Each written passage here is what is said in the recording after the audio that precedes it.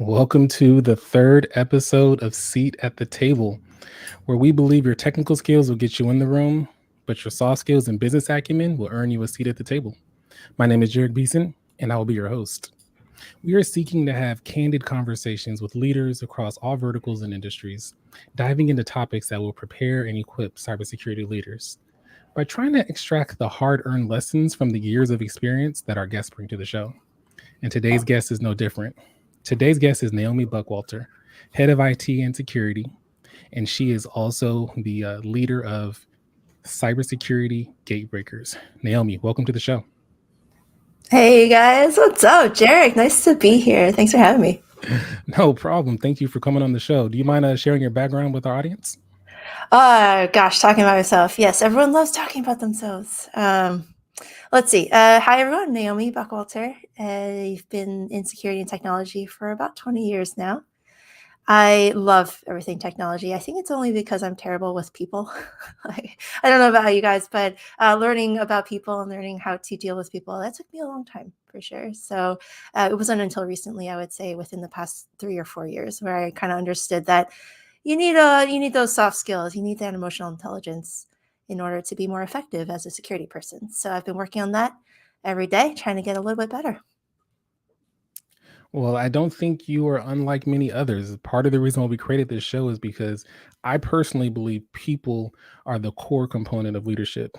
We don't actually manage the technology, we don't actually address the processes and so forth. We manage the people that do those things. So, how we influence them, how we guide them, how we equip them, that is key to our success and our organization's success. All right. Well, that's actually a really good segue into the topic.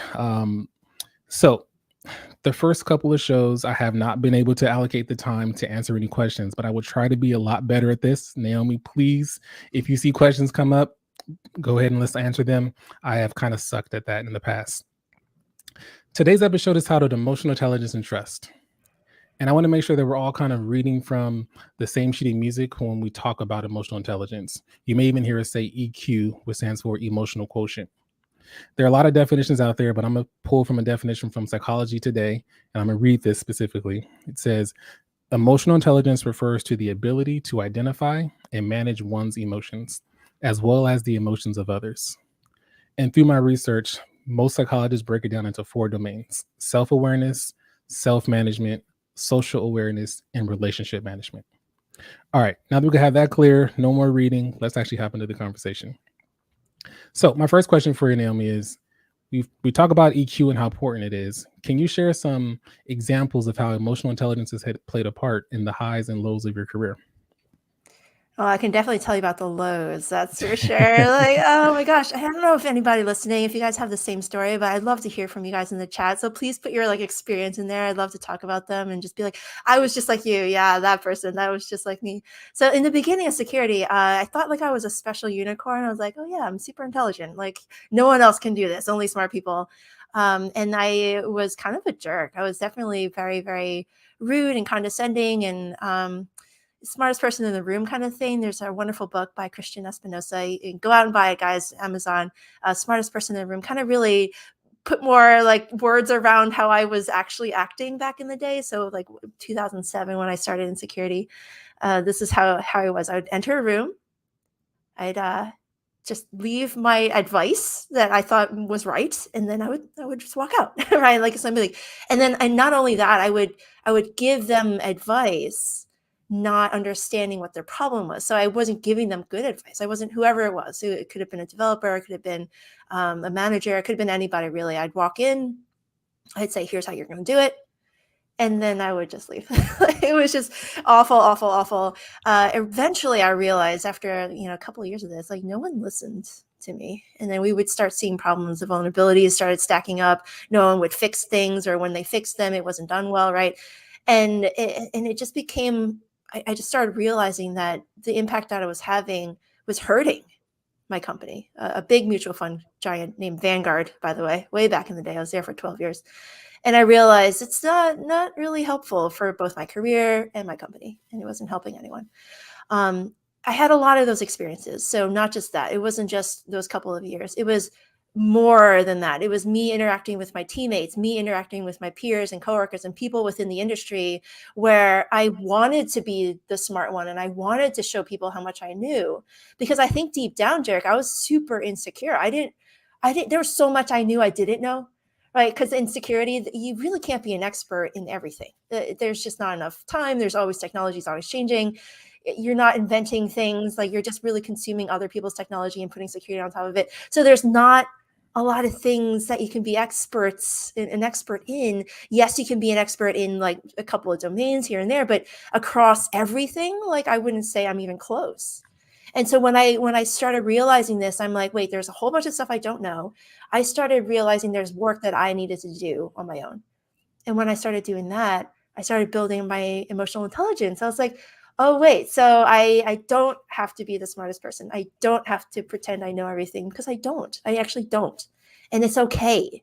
Once I gave myself permission to say, it's okay to not know something, that's when the growth really happened. So yeah, I'm sitting here still learning those things, still trying not to be a jerk, but sometimes it happens. Yeah. So it sounds like you accepted your own vulnerabilities and stopped trying to compensate for them.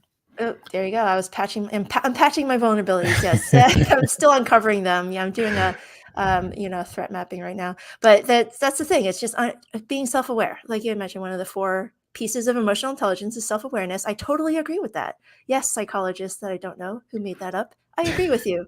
But self-awareness is so important, because if you don't really know who you are, and you're not comfortable sitting in that kind of like muck, and you're just be like, yeah, I'm a person, I'm human, I've got flaws. I am not always the hero in my story, right? Sometimes I'm the villain. Once you sit in that and you're comfortable, you become uncomfortable, and then that's when you start growing. That's the Mm, self-awareness that a lot of people don't have in our industry. And I don't want to call specific people out, but you can see evidence of this. If you see people saying, I'm always right. I don't ever give bad advice, or I come in and they're always going to be wrong no matter what. So why even try, right? That is evidence of not really understanding that other people can be right, that other people can have something to teach you, that other people have knowledge that you might not have. mm, And so when you understand this, you start realizing, wait, everyone can be my teacher. Everyone has something that they can show me. You become receptive to that, and you understand that you can apply their knowledge into your life, and it just makes you better. It just makes you way better to be a human, to be a worker, to be a friend, a family member, a wife, sister, brother, whatever it is. So it all kind of just compounds. And I wish I had figured this out a lot sooner, Jerich. I really do. I don't know how long it took you, but I'm turning 41 next month, and I wish I had known this decades ago. I really do.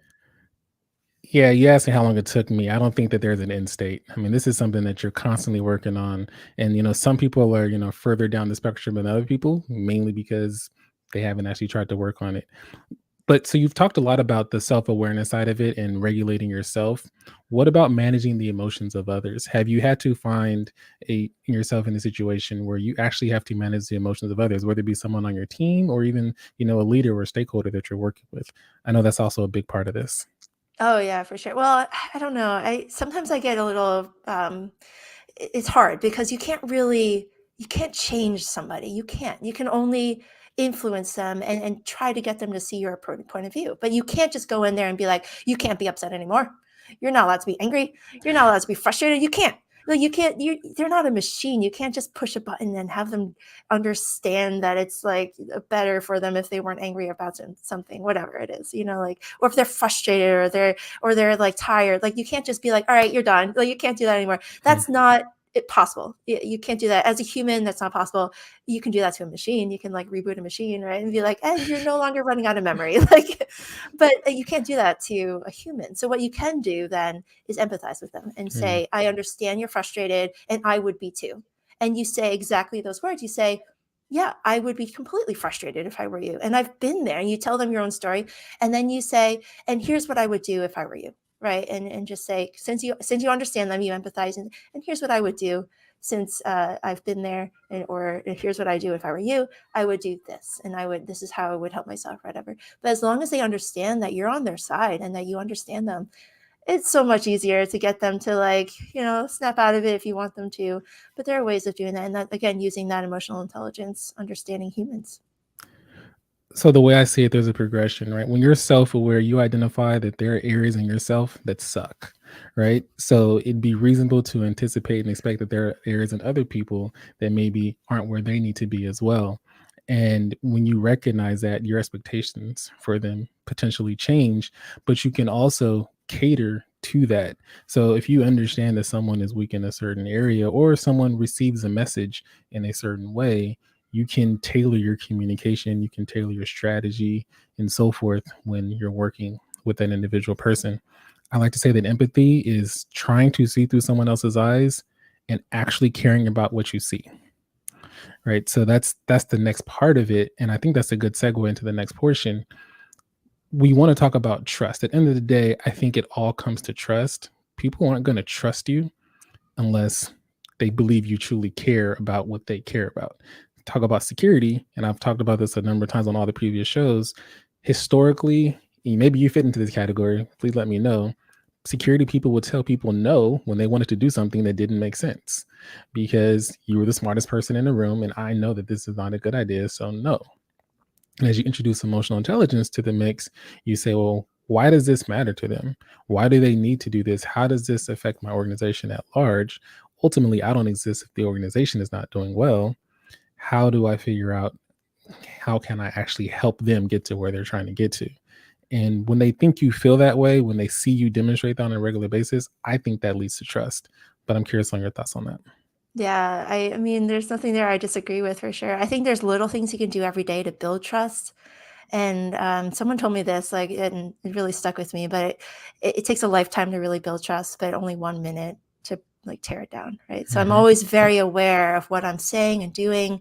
Little conversations, little head nods, little pieces of my day that make it into a Slack or an email or a meeting, right? When I'm dealing with other people, I just have to be always understanding that every little thing that I could say or do can ruin trust. So I'm trying to build trust, yes. But every little thing I want to make sure that I'm not like saying something the wrong way or people taking it so they think that you're like destroying them kind of thing. So always trying to build up that trust. So how do you build trust? I think is the next very common question and very good question to ask. So how do you build trust? So trust is consistency over time. And this is what you do when you come into a meeting, right? And you don't really know anybody, you really want to establish kind of a base level of safety. There's like a psychological safety there. So if you come into a meeting and you start throwing down hammers and saying, you're going to lock down this port and you're going to turn off this service, you're going to make sure you do all these things without building trust first of all, they're not going to understand who the heck you are. And they're going to only know that this person just came in and started laying down all these things that we have to do now. And she's giving us homework for no reason, right? They don't trust you as a security person. And I'm saying they being the engineers, the peers that you have to work with across the business to make security changes, because you're not always going to make the security changes, right? So you go to your peers and you're trying to win their hearts and minds for security. And you're trying to get them to trust you, right? Hmm. So what you want to do is first, like you said, Jerich, understand what their problems are. So you ask questions. So you come in, instead of saying you're going to close down this port, turn off this service, and do all these things and patch all these things, what you're going to do is first understand what they're trying to do. So you ask questions. You can always start with 3 questions. I always try to ask 3 questions. So what are you trying to accomplish here? Like, what's the goal? And what kind of data are you saying? Like, what kind of things can you get out of that? So help them explain to you what they're trying to do. And then that starts getting them to be like, hey, this person really wants to work with me. This person, the security person, she's not against me at all. She's trying to help me. And once you start building that trust and start understanding that you're here to help, people are more willing to trust you because they understand you're on their team. So remember, security is always a service for the business. It enables the business. We're not here to stop the business from doing anything, by the way. But this is a common misconception. People in the business are going to do whatever they're going to do. They're going to Very include true. you or they're not. So Very if true. you want to be part of the team and you want to be helping the business, get them to trust you, get them to understand that you're on their side, that you're playing for the same goals, like you're here for the same reasons. You're not there to stop them. It's not us versus you. it's us together, and it's always has been. So once you start realizing this and they start realizing this, the business understands that you're on their team. That's when the trust can be built. That's when that safety, that psychological safety, that foundation gets built, and you build on top of it. Consistency over time. You show up every single day. You answer their emails in a professional and polite and helpful way. You don't just drop a bomb and go away. You explain why. You tell them the benefits of doing a certain thing a certain way. You give them options, right? There's different ways of building trust, but it is consistency over time. And you don't want to ever drop a bomb one day and just have a bad day and be like, you're going to ruin what you built. So build over time, and you're going to end up winning the hearts and minds of the people that you want to win hearts and minds for security. I love that. I love consistency over time. I will say that I always view consistency over time as something that would lead to being reliable, not necessarily trustworthy. And I think those are two different things. I can trust someone to make the right integrity based decision, but I may not expect them to always have their services up all the time, right? Like there's a difference between reliability and trust for me, but in all scenarios, I think trust requires you to consistently display a few characteristics: competence and integrity. And you have to care about whomever it is you're trying to kind of foster that trust from. And what you said was huge in that I think trust is the core of a strong security culture, right? So if the product teams are coming to you because they have to, then they are just following a process. But if they're coming to you because they want to, that means they trust that you're going to add value. And if you're adding value, you are enabling the business. And when you start to see people coming to you willingly, not because the process forced them to, that's when you know you have trust. And that's when you know you have to do everything you can to protect that trust. Beautiful. That's actually one of my personal metrics, Jerich. I'm so glad you brought that up. It's not something that I track like on paper, but I always think to myself, in the past month, how many conversations were we invited to? How many conversations that are outside the process were we invited to, like to have conversations with, or that people asked us for our advice? Like how many of those things happen? And if I could name like off the top of my head 5 or 6 conversations that just happened organically because people wanted our advice, that's great. That's a super big W. That's a huge win for the security team. But the opposite is true too. It's like, so I will tell you a story about how I got fired because I didn't build trust. I want to tell you guys that story too, because Let's this is do the it. only reason why I learned this lesson, is because I was terrible at this. And I don't want you guys to get fired. So if you're listening here and you're like, there's no way I'm going to get fired, I'm awesome. Well, guess what? I was the same way. I was like, I'm awesome. There's no way. And I got fired. So I'm going to tell you that story in a minute. But the reason why people come to me now is because I do have trust built within the organization. Again, consistency over time, being very competent, and having very high integrity. So always giving the right advice, explaining why that advice is right, and giving proof of that. Don't just bring emotion into it, bring some data to it. And then also being very, very high integrity. So, not talking about people behind their backs, always bringing the truth when you can, right? Like, and doing the right thing at all times. That's how people start trusting you, for sure. I agree. And you said something that reminds me of something that Warren Buffett tells all of his people. You said that something about how fast you can lose trust and how long it takes. Trust is like a lifetime to gain, but you can lose it in a moment. Warren Buffett tells all the different subsidiaries that he acquires over time, because he has this concept of trust. He doesn't manage their budget. He doesn't tell them what to do. He says, if I acquired you, it's because you're awesome, and I'm gonna let you go continue to be awesome. He says some people he only talks to them once every 2 years with the letter. In that letter, he says it took us 38 years to build our reputation. It only takes 38 seconds for us to lose it. So that's the only thing that he tells them to guard. He's like, we can lose money, we can lose customers, we can't lose our reputation. And that's how I feel about trust. Um, I usually say trust is gained in drops and lost in buckets, but I think it's all the same thing, right? It happens really fast, but it takes meticulous consistency over time Mhm. to develop it.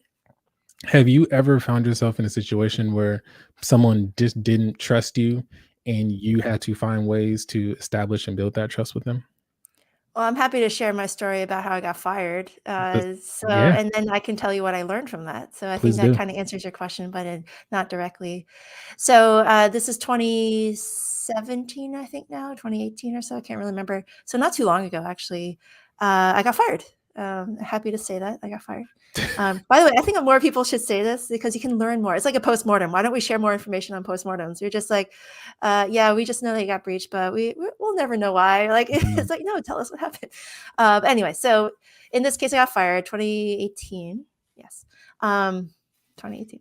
And it was my first leadership job. So it was actually, I was a director of information security at a company called Litmus.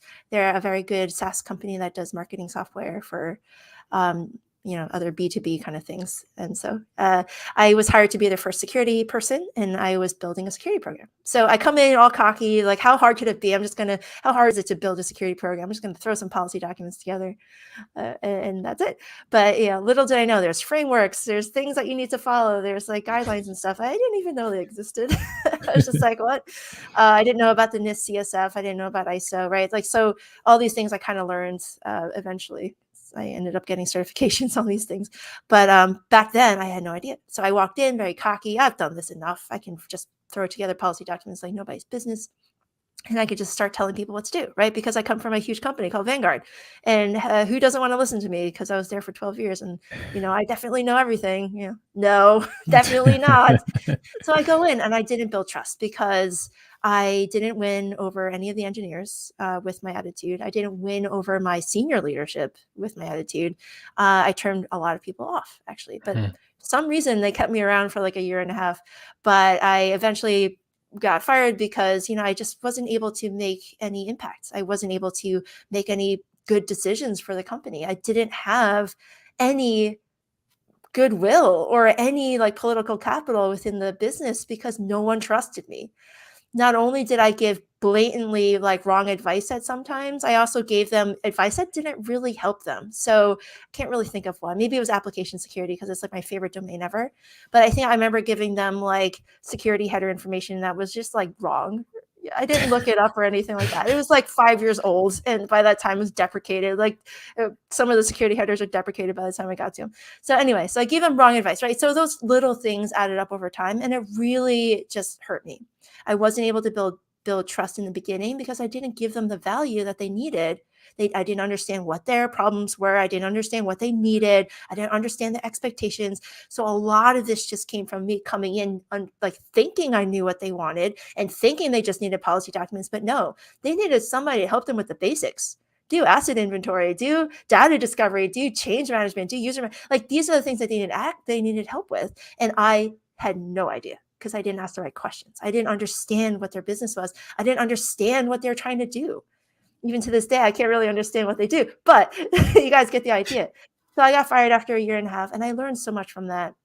I think I took a weekend, I cried about it, and then I just jumped right into it. I'm like, I need to get better at this. I need to understand what it is to be a security manager and build a security program. I need to know what that means. So I got a certification called the CISM. It's from ISACA, sorry, Sans. Sorry. But yeah, it was a very good certification because I understood how to build a program from scratch, and then I applied it to my next job. So it was one of those things, a very hard lesson for me to learn. But I'm so grateful and forever grateful that I actually got fired. I actually reached out to the person who fired me. I said, Matt, I just want to let you know, firing me was the best thing you've ever done for me. So thank you. Right. And he goes, you're welcome. Should So have did it's sooner. nice closure. Yeah, it's nice closure. But it's not personal at any point. But I do realize that I didn't have an impact that I wanted to. It wasn't because I'm a terrible person. It's just because I didn't have the self-awareness and I didn't have the emotional intelligence to realize that I was terrible at it. And once I got fired, that was the wake-up moment that I needed in my life. And I almost kind of wish everyone could get fired at some point because it's like the best lesson. I know it sucks and it's the worst thing ever because it's like one of the top 3 things like could like give you a heart attack or something like that. It's like, yeah, you don't want to get fired ever, but for the people who do, embrace it because it is a journey and it is a growth opportunity that you will almost never get again. So you better learn something from it and don't wallow in self-pity because that's not going to help you. You need to take that lesson and apply it to your life and grow from it because that's the only opportunity that you're going to get. And if you're going to fail, then you're going to fail and get fired again. You just didn't learn the lesson the first time and you're going to keep failing. So learn something from it. Take every opportunity as a learning opportunity and grow. That's the beauty of being a human. 100% on the other end of failure is growth. And if it's not growth, then you truly have failed. In all of the situations, it's just a learning opportunity.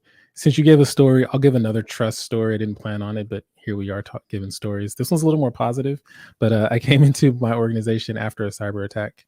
And after a cyber attack, you immediately lose the trust of your customers. And I put myself in their shoes. What would I want to know if I were them? And what would help me want to continue to do business with this company if I were them? So that's the, empathy side of things. And what I realize is I want to know, how did it happen and what have you done to make sure that doesn't happen again? All too often companies will, they'll give people credit monitoring services. They'll say we were hit by a sophisticated attack, by a nation state attacker. And they'll use all these things that make it sound like, well, this was just unstoppable and there was no way we could have prevented it.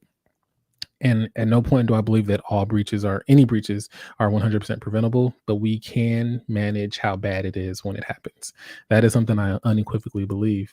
So I went and I met with my top 20 customers and I said, this is exactly how it happened. This is the day it happened. This is the time of evening that it happened. Here are all the things that we have done. Once they got in, here's how they spread.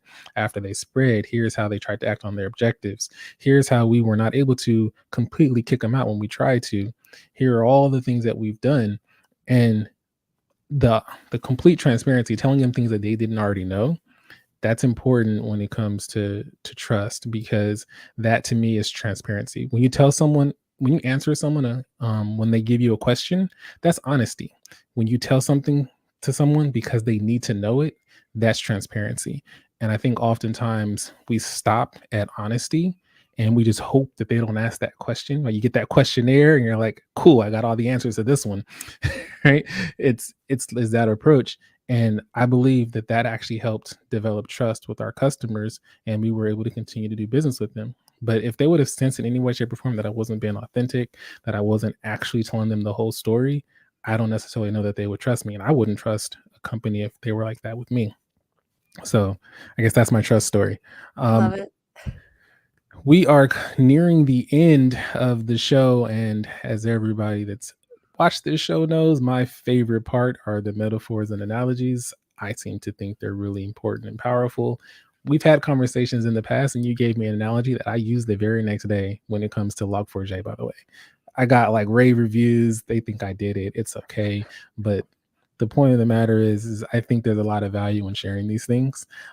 Is there one that you want to share with the audience? Analogies, like the Log4j one, since you Yeah, mentioned it. sure. Yeah, Use it. yeah. No Was one it the here has heard car it. one or the house one? I can't remember. Was it the house or the car? It Which was one did the I give you? button one, the button one Oh gosh, I for don't remember that one at Log4j. all. Oh gosh. Well, here's the analogies that I do use. So if you're really good at telling stories, you really want to lean on this, because definitely a good way of building trust in relationships is by empathizing using stories. So you tell stories and be like, here's a story that you can relate to, because people understand it at a very like deep level, that what you're saying makes sense. So instead of like being up here with the tech talk and being like ISO and all these different layers and stuff like that, like go down a little bit and tell childhood stories. Beauty and the Beast, like use childhood stories to relate to security. So here's one, not a really childhood story, but if you think about like a security incident, you're gonna have security incidents in your life. Hopefully they're very minor, right? Yeah. But what you can say is like, here's an example of why we want to stop security incidents from happening, because you can either have a very minor security incident or a major one. What does that mean? Well, if you come across a road and you see a minor car accident or a major car accident, do you know the difference between those two things?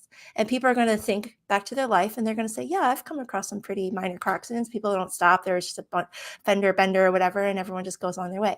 When there's a major car accident, what happens? And then you ask them and they're like, oh yeah, traffic gets stopped for like 3 hours, and you sit there and you're kind of wondering what's happening, and then people die and stuff like that. It's terrible. And so you're like, okay, so if you're taking a look at this, minor car accidents versus major, which one would you rather be in if you were to have a car accident? And everyone's like, okay, minor, right? Like, got it. So now let's talk about security incidents. What kind of security incident would you have if you had to have one? Everyone's going to say minor. It's like, great. Now that you know this, here's what we're going to do. We're going to make sure all our security accidents and incidents are minor. And here's how you can help me. We're going to do patch cycles. We're going to like make sure that we're doing secure code reviews and architecture reviews, right? And then they start understanding that we can stop a major car accident from happening if we make sure all our accidents are minor, if that makes sense. So I do use kind of analogies to teach and to train, and that's just one of them that I use quite often. I absolutely love that, because the reality is we don't know if we're going to go out and get into a car accident. We could have, had our driver's license for many years, but you just never know who's out there on the road. An accident is possible. You can't prevent it, but you can do some things to make them not major.